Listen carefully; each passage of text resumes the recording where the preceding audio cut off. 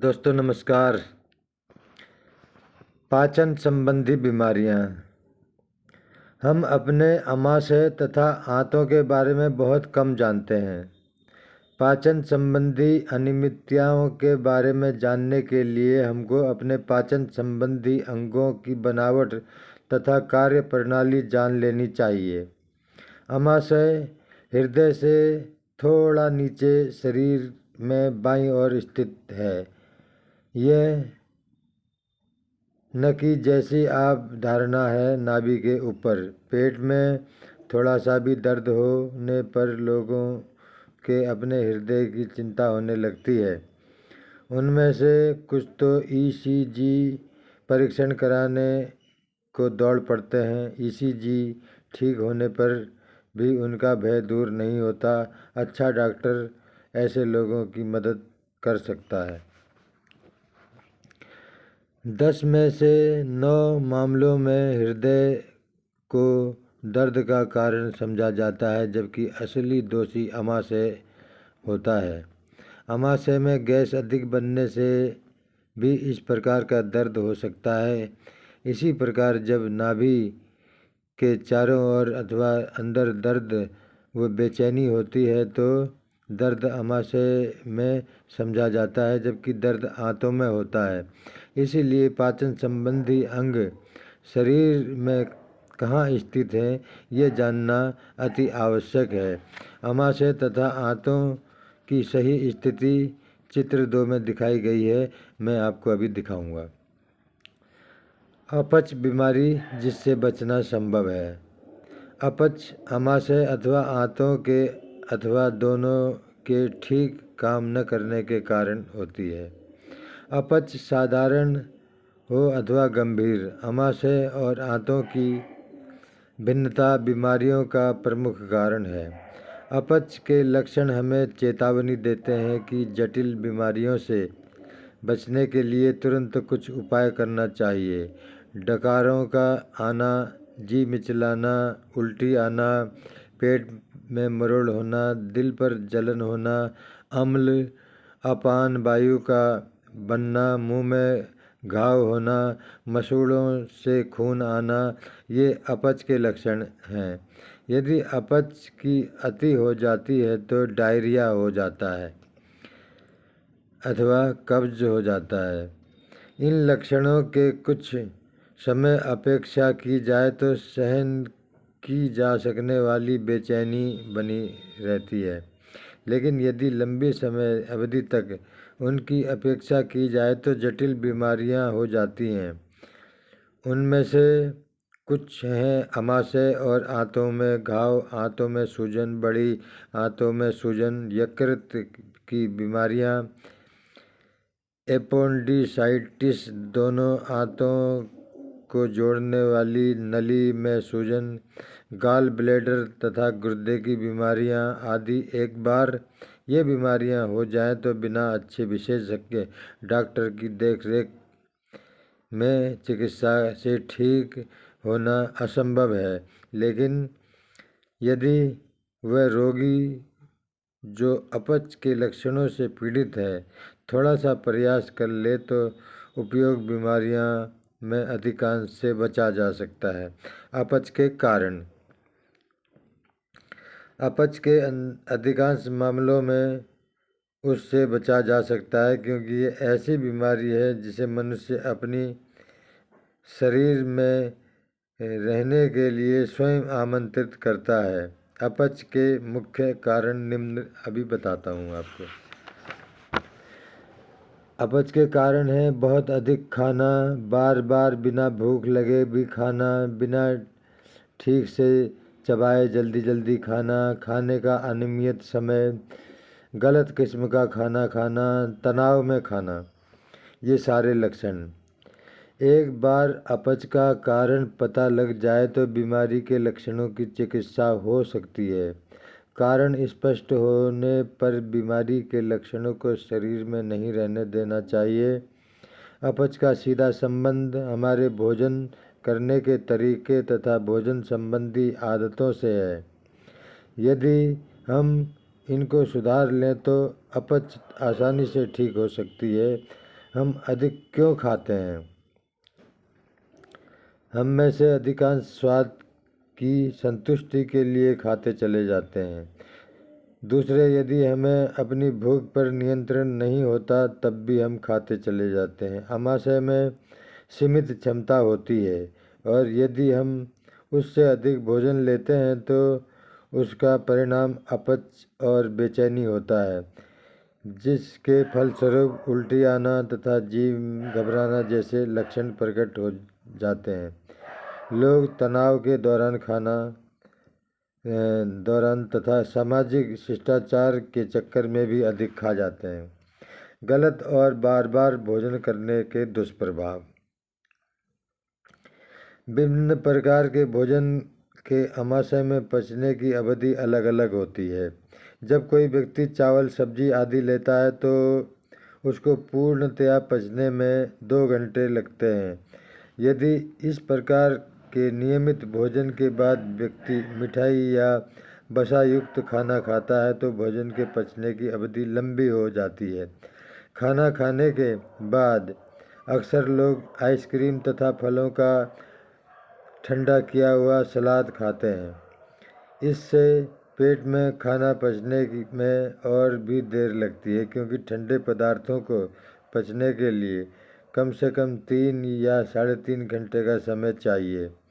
ऐसी आदतों से पाचन क्रिया धीमी हो जाती है तथा बिना पचा हुआ भोजन आमाशय की दीवारों के पास जमा हो जाता है। अधिकांश लोगों के मुंह में खाना देखते ही पानी आ जाता है और वे हर समय खाना खाने के बाद भी कुछ न कुछ कुतरते रहते हैं, चबाते रहते हैं या खाते रहते हैं। दुर्भाग्यवश अधिकांश लोगों को इस आदत के कारण पैदा होने वाले खतरों का आभास नहीं होता है। आमाशय में ज्यों-ज्यों ही भोजन का अंश पहुंचता है त्यों-त्यों ही वह विभिन्न प्रकार के रसों के निकलने की प्रक्रिया शुरू हो जाती है। वे भोजन में मिलकर उनको पचाने की प्रक्रिया शुरू कर देते हैं।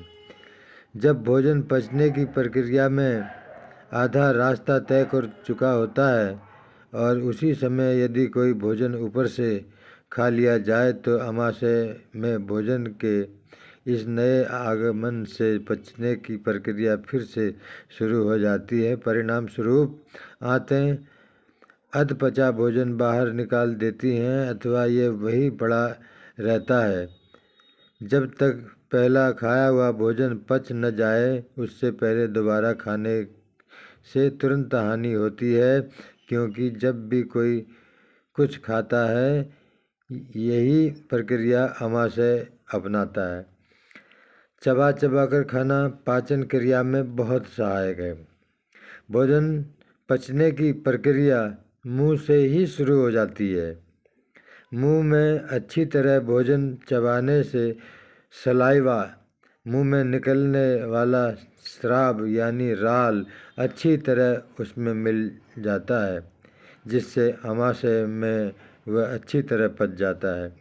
बिना चबाए हुए बहुत जल्दी खाने की आदत बचपन से होती है, जिसको सुधारा न जाए तो हमेशा ही चलती रहती है, या फिर दांतों में खराबी के कारण व्यक्ति चबा कर नहीं खा पाते। इस आदत के कारण व्यक्ति हवा भी निगल लेता है। यह आमाशय में भोजन पचने में व्यवधान पैदा करती है। भोजन का अनियमित समय।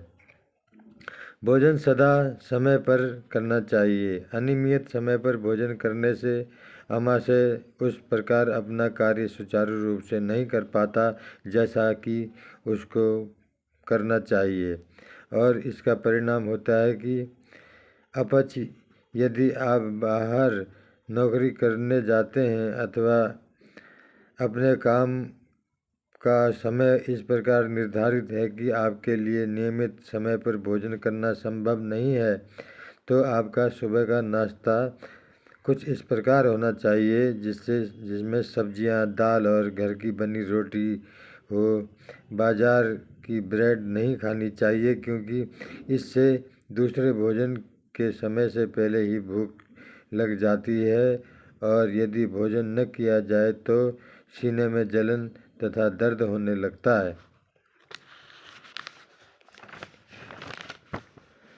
दोपहर का भोजन हल्का होना चाहिए। यदि देर से लिया जाए तो फल अथवा फलों का रस नाश्ते अथवा नियमित भोजन का स्थान ले सकते हैं। फलों से पेट भर जाता है तथा शाम के भोजन के समय भी की भूख भी प्रभावित नहीं होती। एक बार पेट इस प्रकार व्यवस्थित हो जाए तो नियमित दोपहर के भोजन में कुछ और भी लिया जा सकता है जब तक अपच के इस लक्षण समाप्त नहीं हो जाते। बनावटी भोजन बिल्कुल नहीं लेना चाहिए। अपच के दूसरे कारण, कभी कभी कोई खाने की चीज़ किसी व्यक्ति विशेष के लिए ठीक नहीं होती है। उसके खाने पर एलर्जी हो जाती है। अपच होने के कुछ अन्य कारणों में मुख्य निम्नलिखित कारण भी हैं। खाना ढंग से न पकाया गया हो तो वह खा लिया गया जाए। जब व्यक्ति दबाव में जबरदस्ती भोजन करे, जब भोजन करते समय वह भावनात्मक रूप से परेशान हो, तब कब्ज, अत्यधिक सिगरेट बीड़ी पीने के कारण भी अपच हो जाती है। जब भोजन को पचाने में मदद करने वाले एंजाइम की कमी हो जाए तो उदाहरण के लिए कुछ मामलों में अपच लैक्टोज नामक एंजाइम की जन्मजात कमी के कारण होता है। इस कमी के कारण दूध नहीं पचता, अतः अन्य एंजाइम के साथ भी दूध देते समय लेने पर ऐसे लोगों को अपच हो जाती है। सीने में जलन, अपच के अनेक लक्षणों में एक लक्षण सीने में जलन भी है। अक्सर लोग इसे अम्ल की शिकायत समझ लेते हैं। साधारण सीने में जलन में पेट के ऊपरी मध्य भाग तथा खाने की नली के साथ साथ एक प्रकार की जलन अनुभव की जाती है। ये भोजन की नली के निचले हिस्से के फैलने से होती है। ये बीमारी तब होती है जब भोजन अधिक मात्रा में कर लिया जाए या एक ही बार में बहुत अधिक शराब पी ली जाए। सीने की जलन से अम्ल की शिकायत नहीं होती, लेकिन यदि किसी को अम्ल पित्त की शिकायत हो तो सीने में जलन हो जाती है। भोजन निगलने से पहले अच्छी तरह चबाना बहुत आवश्यक है, क्योंकि जितना अधिक सलाइवा भोजन में मिल जाएगा उतनी ही अच्छी तरह भोजन पच जाएगा। आइए देखें मुंह के अंदर पाचन क्रिया कैसे शुरू होती है। मुंह के अंदर का सलाइवा ग्रंथियां दो प्रकार का रस निकालती हैं। इन रसों के भोजन में मिलने से भोजन के छोटे छोटे कण हो जाते हैं और इस प्रकार भोजन पचने में आसानी रहती है। एक प्रकार के रस से सूखा भोजन गीला होता है, दूसरे प्रकार का रस गाढ़ा होता है। उससे द्रव्य पदार्थ और गीला भोजन बंध जाते हैं। जिनके बनावटी दांत होते हैं उनको अपच की बीमारी की पूरी संभावना रहती है, जब तक कि उनके दांत पूर्णतया फिट न बैठें। जब अधपचा भोजन आमाशय में जाता है तो आमाशय के वह अंग जो रस एक निश्चित अवस्था में निकालते हैं अधपचे भोजन को नहीं संभाल पाते। इस स्थिति में गैस्ट्रिक रस जो अम्ल युक्त होता है वह पेट के ऊपरी हिस्से में जलन पैदा कर देता है। हाइपर एसिडिटी तथा पौष्टिक अल्सर। हाइपर एसिडिटी द्वारा दूसरा लक्षण है जिसकी यदि अपेक्षा की जाए तो घाव हो जाते हैं। विशेष तौर से पौष्टिक अल्सर घाव हो जाता है। पौष्टिक अल्सर में आमाशय में गैस्ट्रिक अल्सर और छोटी आंतों में अल्सर हो जाते हैं। आमाशय की ग्रंथियां गैस्ट्रिक रस निकालती हैं जिसमें हाइड्रोक्लोरोनिक एसिड होता है। इसमें पेप्सिन नाम का एंजाइम होता है जो प्रोटीन को आमाशय के कोमल तंतुओं से अलग करता है। इन तंतुओं के अंदर रक्षात्मक शक्ति होती है। इनके असफल होने से अल्सर हो जाते हैं। दबाव में जीने वाले या भावनात्मक परेशानियों से बहुत अधिक चिंतित रहने वाले हाइपर एसिडिटी से पीड़ित हो जाते हैं तथा उनको अल्सर हो जाते हैं। ये दोनों बीमारियां उन लोगों को कभी नहीं होती हैं जो चैन से शांतिपूर्ण जीवन जीते हैं। जो लोग अधिक वसायुक्त भोजन करते हैं, बनावटी डिब्बाबंद भोजन करते हैं, अत्यधिक मात्रा में कॉफ़ी, चाय, अल्कोहल, शराब और कोका कोला पेय पीते हैं, उनको हाइपर एसिडिटी तथा अल्सर घाव की बीमारी होने की संभावना रहती है। ये बीमारी वंशानुगत भी होती है। जैसे दबाव में खाना खाने की आदत विरासत में मिलती है, उसी प्रकार खाने की गलत आदतें भी विरासत में मिल जाती हैं। अत्यधिक एस्पिरिन की गोलियां तथा दूसरी सूजन निवारक गोलियां दवाइयां आमाशय की दीवारों को क्षति पहुंचाती हैं तथा घाव भी पैदा कर सकती हैं। नाड़ियों की क्रियाएं भी आमाशय में भोजन पचने की प्रक्रिया को धीमा अथवा तेज करती हैं। जब कोई व्यक्ति चिड़चिड़े स्वभाव का हो, क्रोधी हो अथवा जल्दी में रहता हो तो भी अल्सर होने की संभावना होती है। पौष्टिक अल्सर एक मुख्य लक्षण दर्द होता है। छाती की हड्डी के नीचे का स्थान संवेदनशील हो जाता है, जो दबाकर देखने पर मालूम पड़ता है। दूसरे लक्षणों से है अम्लयुक्त डकार आना, जो मुंह और गले को खट्टा कर देती है। सीने में जलन की, जी मिचलाना, धीरे धीरे वजन कम होना, दर्द की शिकायत अक्सर भोजन करने के 2-3 घंटे बाद होता है तथा कुछ भोजन लेने के समय अथवा अम्लयुक्त दवाई लेने से ठीक हो जाता है, लेकिन यह राहत अस्थायी होती है। एंटासिड में विद्यमान एल्कली तत्व को सही करने के लिए आमाशय को और अधिक अम्ल निकालने पड़ते हैं, जिससे और अधिक अम्लनाशक दवाइयों की आवश्यकता होती है। यदि कष्टकारक चक्र चलता रहता है। साधारण तौर पर जो लोग दिमागी काम करते हैं, अपनी शारीरिक क्षमता से अधिक या बहुत अधिक क्रियाशील और चिंतित व्यक्ति होते हैं, अथवा वे लोग बिना किसी ठोस कारण के चिंता व दबाव में रहते हैं, उनको हाइपर एसिडिटी का रोगी होने की प्रबल संभावना रहती है। अफारा पाचन संबंधी गड़बड़ियों का एक लक्षण अफारा बहुत परेशान करता है। वायु अधिक बढ़ने पर पेट में घूमते हैं तथा निकलने पर पीड़ित व्यक्ति की स्थिति बड़ी अजीबोगरीब कर देती है। हमारे द्वारा खाए गए भोजन के वसा तत्व यदि यकृत से पर्याप्त मात्रा में पित्त नहीं निकालता तो पूर्णतया टूटते नहीं हैं। वसा के ये साबुदाने छोटे छोटे कैप्सूल बन जाते हैं तथा भोजन के छोटे छोटे कण उनके अंदर लिपट जाते हैं। तब ये कैप्सूल आंतों की दीवारों से चिपककर सड़ना तथा गंदी गैस निकालना शुरू कर देते हैं। ये गैसें आंतों में इकट्ठी हो जाती हैं तथा बेचैनी पैदा कर देती हैं।